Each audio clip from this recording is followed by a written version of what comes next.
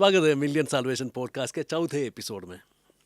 जब लोग प्यार में पड़ते हैं तो वो वायदे करते हैं, सुंदर सुंदर वायदे। मैं तुम्हें आखिरी सांस तक प्यार करूंगा, मैं तुम्हारा साथ कभी नहीं छोड़ूंगा, मैं हमेशा तुम्हारा रहूंगा। यही तो प्यार का स्वभाव है। प्यार टिकाऊ होता है, स्थायी होता है, और जब प्यार सच्चा होता है तो वो एक विधान में बदल जाता है। एक ऐसा वायदा जो सिर्फ शब्द नहीं, दिलों को बांध देता है। यही कुछ ईश्वर ने किया जब उन्होंने मानवता को वापस अपने पास बुलाना चाहा। उन्होंने कोई नया नियम नहीं भेजा, ना ही आकाश में कुछ लिखा। उन्होंने रिश्ता बनाया। उन्होंने इतिहास के असली लोगों को चुना जो हमारे जैसे ही धरती पर चलते थे, और उनके साथ विधान बांधा। कहानी शुरू होती है एक व्यक्ति से, अब्राहम से। वो कोई राजा नहीं था, ना कोई भविष्यवक्ता, ना कोई याजक। वो एक साधारण व्यक्ति था जो उर नाम के शहर में रहता था, जहां बहुत से छूटे देवता थे। और एक दिन उसने एक आवाज सुनी, अपना देश, अपना कुटुंब और पिता का घर छोड़ दो और उस देश जाओ जिसे मैं तुम्हें दिखाऊंगा। मैं तुम्हारा द्वारा एक महान राष्ट्र उत्पन्न करूंगा, तुम्हें आशीर्वाद दूंगा और तुम्हारा नाम इतना महान बनाऊंगा कि वह कल्याण का स्रोत बन जाएगा। तुम्हारे द्वारा पृथ्वी भर के वंश आशीर्वाद प्राप्त करेंगे। अब्राहम ने विश्वास किया। उसने अंधे के ईश्वर पर भरोसा किया, सब कुछ छोड़ दिया और निकल पड़ा। और उसी विश्वास से एक विधान जन्मा। अब ध्यान दीजिए, यह कोई सौदा नहीं था। संधि यानी कॉन्ट्रैक्ट कहती है, तू अपना काम कर, मैं अपना काम करूंगा। पर विधान यानी कवनेंट कहता है, अगर तू चूक भी गया तब भी मैं तुझे प्यार करूंगा। यही फर्क है नियम और प्रेम में।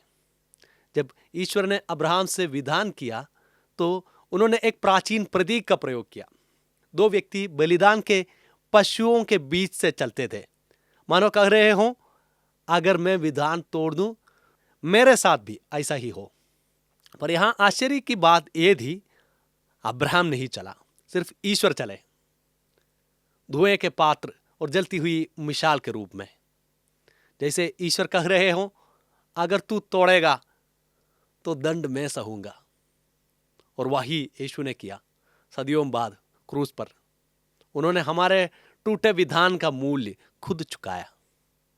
बाद में ईश्वर ने मूसा और इस्राएलियों के साथ भी विधान को नवीनीकृत किया। उन्होंने उन्हें मिस्र की गुलामी से निकाला, मरुभूमि में साथ चलाए और कहा, अगर तुम मेरी आवाज सुनो और मेरे विधान को निभाओ तो तुम मेरे लिए सबसे कीमती संपत्ति होंगे। ईश्वर एक परिवार बना रहे थे, ना कोई साम्राज्य, ना कोई सेना, बल्कि एक परिवार जो विश्वास और प्रेम से जुड़ा है। यही तो क्रिस्ती जीवन है। क्रिस्ती जीवन एक डर का धर्म नहीं, बल्कि प्रेम का एक संबंध है। कैटेकिज्म ऑफ द कैथोलिक चर्च हमें बताते हैं कि ईश्वर का प्रकाशन इन विधानों के माध्यम से बढ़ता गया।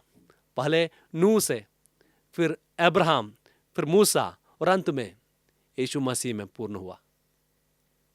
हर विधान ईश्वर की कहानी का एक अध्याय है, सृष्टि से लेकर उद्धार तक, वायदे से लेकर उनकी पूर्ति तक। आज भी ईश्वर विधान करते हैं। हर बार जब कोई बच्चा बपतिस्मा लेता है, हर बार जब कोई जोड़ा विवाह के वचनों में खड़ा होता है, हर बार जब हम यूकरिस्त ग्रहण करते हैं, हम उसी प्राचीन विधान को फिर से जीते हैं।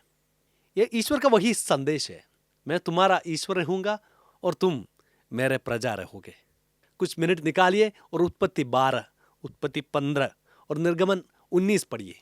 सोचिए, अगर ईश्वर आपसे कहते सब कुछ छोड़कर मेरे पीछे चल, तो आप क्या करते? हम अगली एपिसोड में फिर मिलेंगे। तब तक ईश्वर का आशीर्वाद आपके साथ बना रहे। धन्यवाद।